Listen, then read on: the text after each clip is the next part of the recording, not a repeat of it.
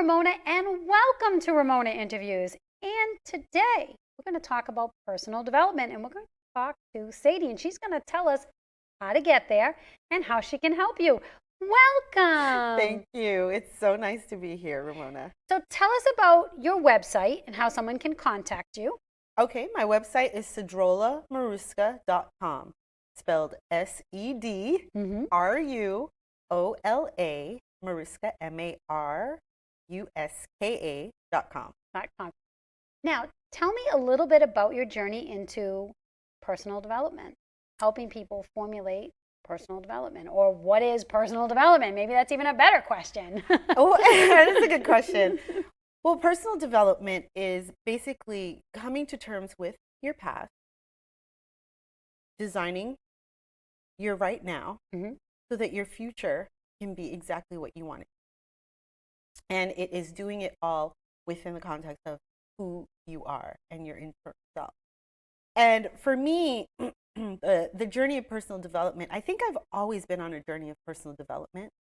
In 1977, I'm going to date myself right now. I'm going to tell everyone how old I am. But in 1977, we moved to Salt Lake City, Utah. I was 8 going on 9. And it was that time in my life that I clearly remember doing certain things, which were, at the time, of course, we had no internet. We had tape recorders. We had paper notebooks and things of that sort. And so I remember reading and taking passages from books and putting them into notebooks. And I remember listening to music, writing down lyrics, and taking quotes and writing down quotes. And I did this. That's when I started doing that at around 8, 9 years old. So you were journaling. I was journaling without really knowing that I was really journaling. I was just doing something that fed me, that made me feel good, that made me think. Self-inspiration. Right. Introspective. And it was also at that time that I remember thinking about bigger things, like, how do those people get all over the world to be at the radio station? Right? I formulated this idea in my head that, well, they must go set up, or they must already have a setup at the studio, and the people go all over the, it's a child's thoughts, right? Sure. But it was also at that same time that I started to self-actualize, because, as I said, we moved to Salt Lake City. We moved to Salt Lake City from New York City. And I was in New York City. I was born in New York City, grew up in New York City. We moved a lot, but I'm mostly in New York City. And in New York City, I was surrounded by my family, my cousins, my aunts, my uncles, everyone who looked like me. And then we went to Salt Lake City. Totally different. No one looked like me. And I started to go, how does that work? How does that fit? So who am I? Becomes the question. Who am I? And I've always been on this journey, and I've always been an introspective person, someone who most people who meet me will think that I'm a very extroverted person. I know I have a very, very personality. I'm very, I'm warm. I'm approachable. Open. I'm very approachable. I'm open. But I would say that I'm an introvert. I love my quiet time. If I'm home for 5 days in a row without ever seeing another person, I'm good with that, because I've got books, I've got movies, I've got a lot of different things to keep me busy, and I love that space. And I'm noticing that my daughter is the very same way. She does the same thing. She loves notebooks, pens. She's writing things down all the time. She's drawing pictures, And so it's that sort of thing that kind of got me into the personal development. Then I fell off. You kind of went you through grow your up. teenage You years. grow up. don't know. It happens to all of us. I don't know what happens. I know. Some people said it's that weird part of your life. Yeah, I don't know what happens. You get busy. You get busy. Different things happen in life. And I kind of fell off from there. Mm-hmm. But I was still gathering pictures. I loved pictures. And I was still gathering notes. Not as much as I did then, mm-hmm. but I was still doing it. And then in college, I was going off to Korea to be a conversational English teacher. Mm-hmm. And I put all these books, my notes, and everything in this box to go with me to Korea. And my mistake was putting a radio in that box. It never arrived. Wow. And because it never arrived, it was a blow to me. Mm-hmm. I felt like a huge part of who I was just gone. Was just gone. And I never really tried to pick it up again. I did a few things here, a few things there. I journaled a little bit here, but I never did it in the same way that I used to do it. Mm-hmm. So come to today, and I'm a personal development coach. And why? Because on December 13th of 2017, I went with my husband to see my daughter because we had done a biopsy the week before. And on that day, my doctor said, among a whole lot of other words that I don't remember. Mm-hmm. It's usually the case. Because they really are speaking Latin, I'm telling you. She said, you have invasive lobular carcinoma, which is breast cancer. Mm-hmm. Those were the only words I heard. She continued to speak. My husband asked questions, but for me, I was gone from 0 to 80. And, from I came in here to hear what the results of the biopsies were. And now, oh my God, what about my children? You just, right? Yeah. At the same time, you begin to think, well, what am I actually doing? What am I doing for myself? What am I doing for the world? Am I being the full person that I'm supposed to be? Mm-hmm. And giving it to the world. Right. And when I thought about that question, I thought, no, I'm not. Yeah. I'm not giving everything that I can to the world. I'm not being 100% me. Right. Different things along the way have caused me to shut down, to close up, to and extinguish a light that I knew was there before. Mm-hmm. So at that time, I said, no more. No more living in default. No more not listening to my intuition, myself, what it is that I want. Mm-hmm. No more of that. Now it's time for me to take care of myself, to do the things that I know I'm capable of doing, to deliver the things that I know I'm capable of delivering, helping the people that I know I'm capable of helping without second guessing myself or moving along as if you're walking in a daze and it's just menial things. Yeah, take it's the all everyday. The time. It's the everyday. It's the everyday. It just takes all the time. So from this catalyst, from this imbalance, no better choice for a word, came an awakening. Yes. And with that awakening, you redeveloped that ability. You used to equate it to journaling.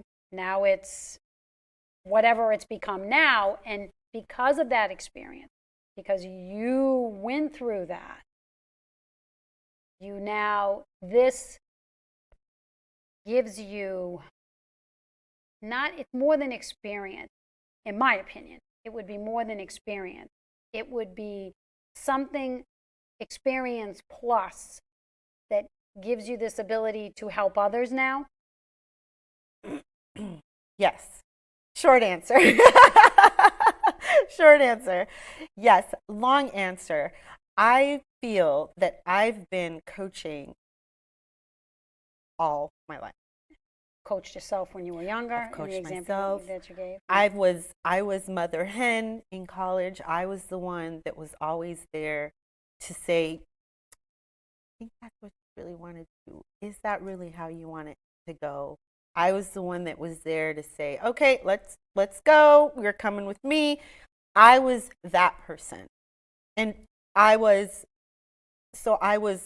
mother hen. Mm-hmm. Mm-hmm.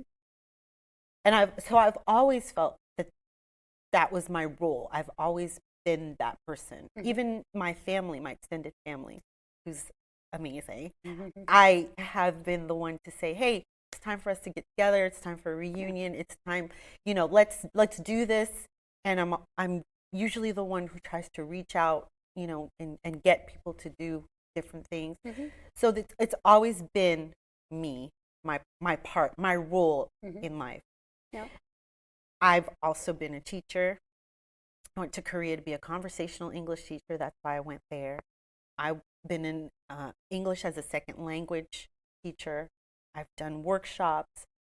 So I am Mm-hmm. essentially a teacher, a coach, someone who helps you develop who you are.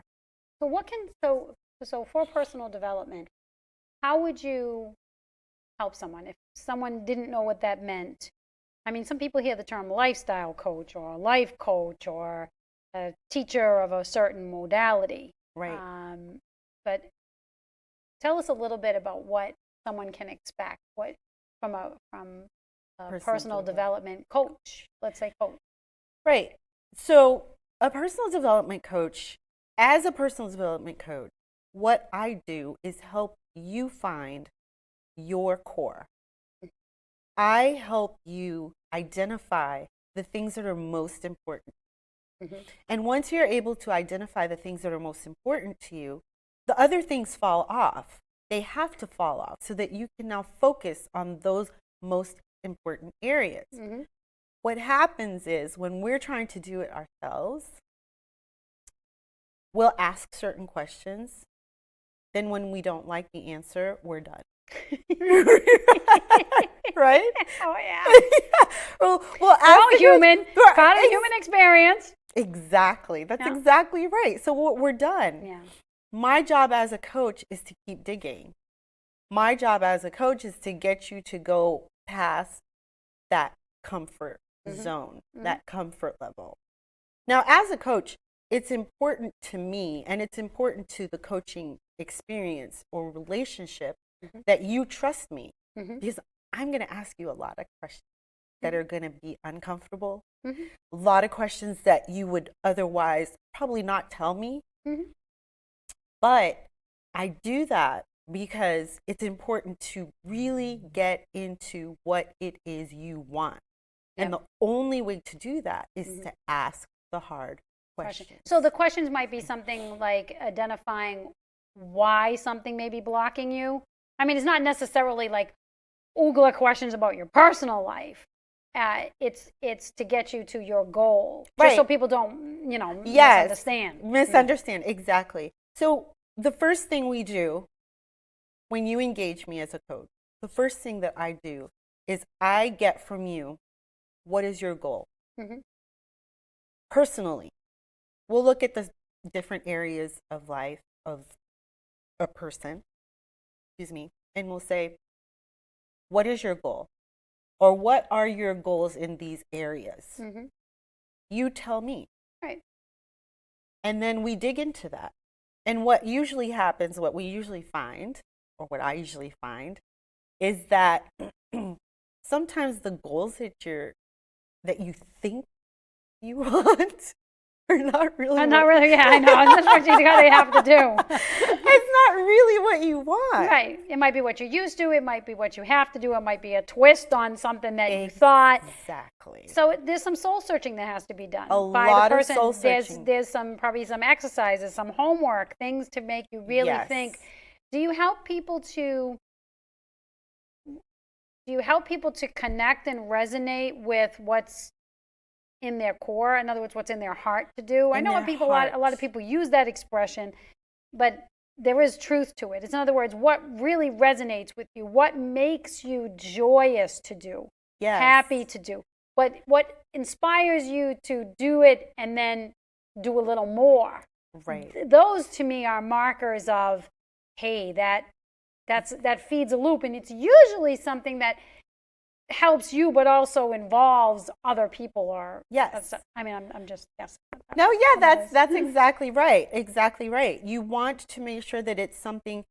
I tell people all the time, and I tell it from kids to adults. I say the same thing. I said, if it's something that someone else has told you should do, that's not it. Yeah, it's probably not. That's probably not it. Okay. If someone said you should do this, and you think, well, okay, I should do that. Right. No, that's not it. Yeah. What is it is when you say, I always wanted to ABC. Right.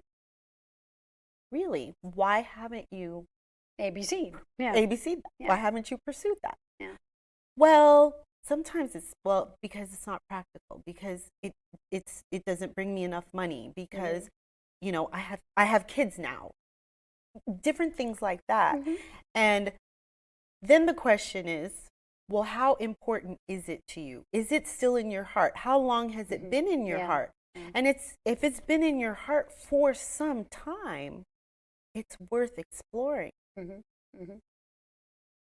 I think it's Zig Ziglar who says that if it's there, if it's in your heart, then that is something that you have to explore. Mm-hmm. And he says, help enough people get to their dreams, mm-hmm. and you will get to yours. Yeah.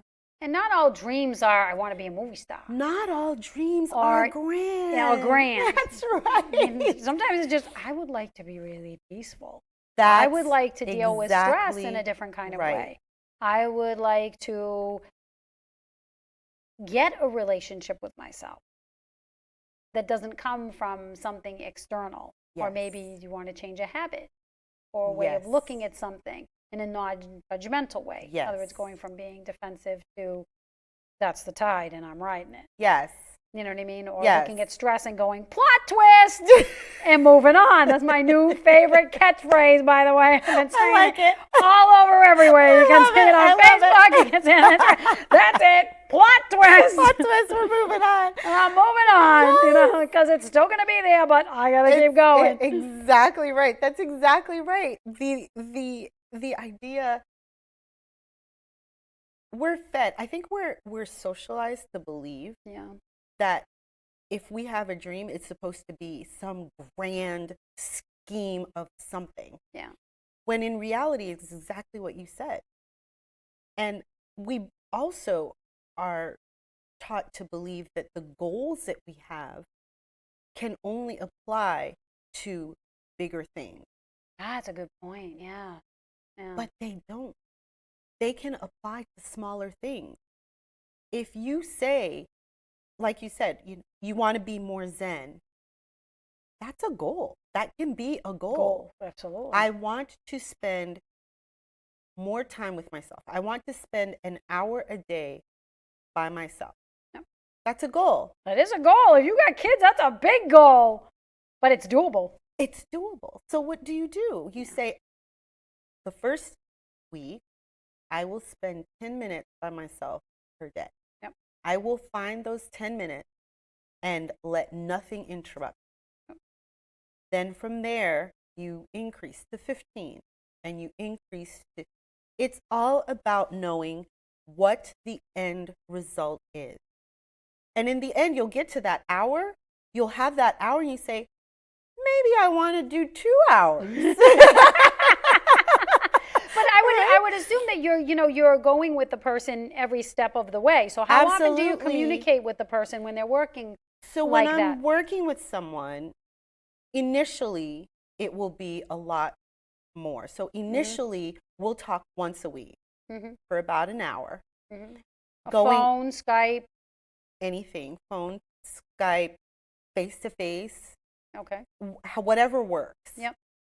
And we'll meet and we'll talk for an hour and go over not just the goals, but go over the exercises that you've been given to do, or go over the steps, go over what's happening this week. And one thing that people need to there are a couple of things that people need to remember. People think that coaches are therapists. Therapists are not therapists. I'm not a therapist. Therapists are licensed. They've done the licensing. Coaches are here to help you find the answer within yourself. If you have the desire for anything, you have it within you to reach that goal. My job is to help you find what it is you want and to keep you on track to getting it. And then in the I would assume that in the process, as you work on something, let's say if you just choose one thing, I mean, I don't know how you do, but that process in itself is a learning experience because it could be applied to other things as well. Yes. So it's like more tools in your toolbox, skills that you can take with you. The thing is, we're socialized now. The new status symbol is busy. Yes, busy Beck. How are you? I'm so. Yeah, I know, like that's such a great thing, right? Like it's a medal. Oh, you busy? Oh, I got 9 medals because I'm so busy. I'm really busy.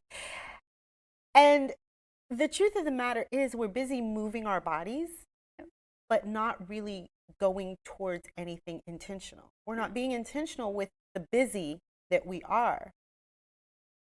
That's a good point. If we took the time, and it's hard.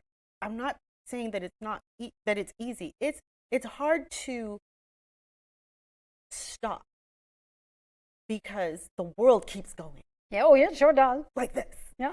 And when you pull back and you stop and you're watching it, it's hard because then when someone comes to you and says, "Oh, how are you?" and you said, "I'm great. I'm doing fine." And they say, "Oh, you must be so busy." I'm like, "No, actually, I'm not."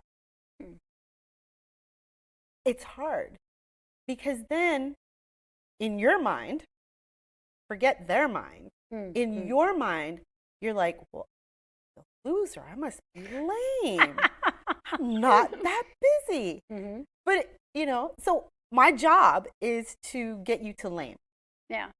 Get you to where you can comfortably say, I'm not super busy. And I don't need to be. I don't need to be, but I am productive and intentional, and I'm happy, and I'm relaxed.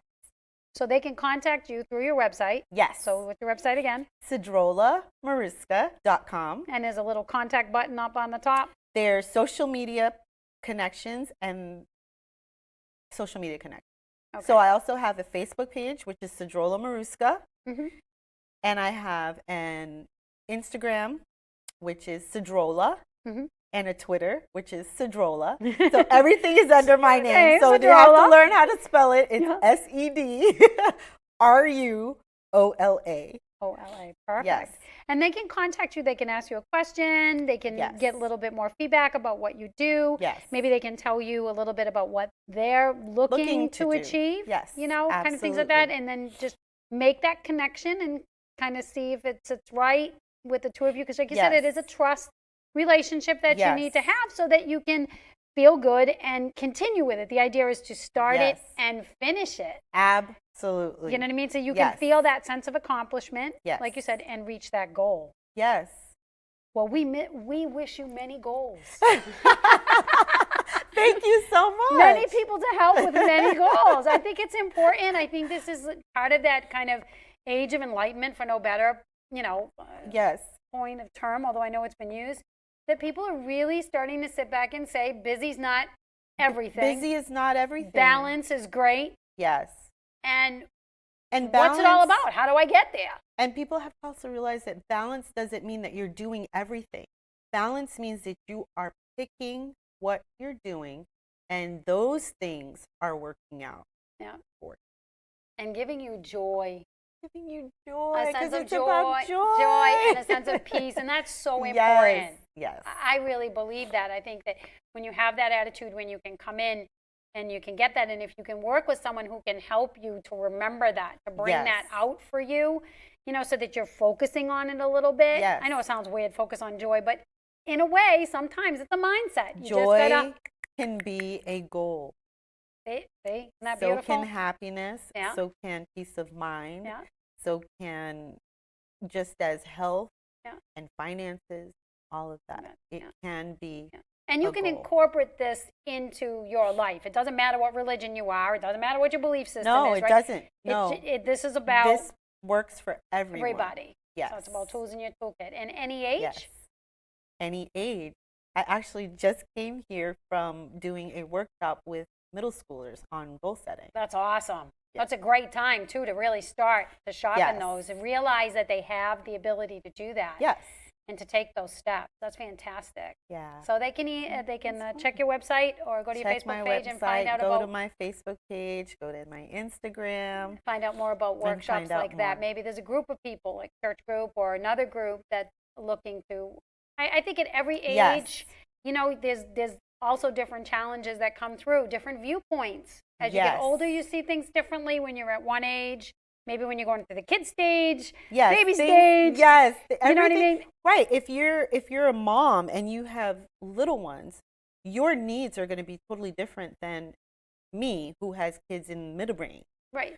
And my needs are going to be different than someone whose kids are in college or high school. But it all comes down to the individual. It all comes down to the work we need to do for ourselves. For ourselves. That's right. Right. And that's ageless. Remembering that we matter. So I'm telling middle schoolers that they matter, and I'm telling them that not adults don't have this all figured out. I just want you to know. But remembering that we matter. Yeah. We, and my audience is mostly women, because I feel that we don't give ourselves enough permission to matter. I remember clearly I got married, and I'd go to the store and I'd think about my husband. Then I had children, and I go to the store and I think about, what do the kids need? Mm-hmm. Okay, what does my husband need? Forgetting what I needed. Right. You were busy with everybody else. I was busy with everybody else. Yeah, and we all experience that we too. Do, I mean, that's part of the whole human experience. It's all part of. Now, I take the time and say, what do I need right now? Right now, I need a nap. Right. I'm going to go take a nap. Or right now, I know that I need to do that. What I've done is remove should. Yeah. I often say to myself, I'm done with the should do part of my life. Yeah. Now I'm in the want to do part of my life. So they can contact you to find out how to get that want to do going. All right. Do the want to do. Thank you so Thank you. much. It's been awesome having you here. It's been fun. Thank you very much. And hopefully you'll come back and join us. I will be more than happy to do that. Thank you so much. I am Ramona, and you've been watching Ramona Interviews. Have a fabulous, brilliant, joyous week.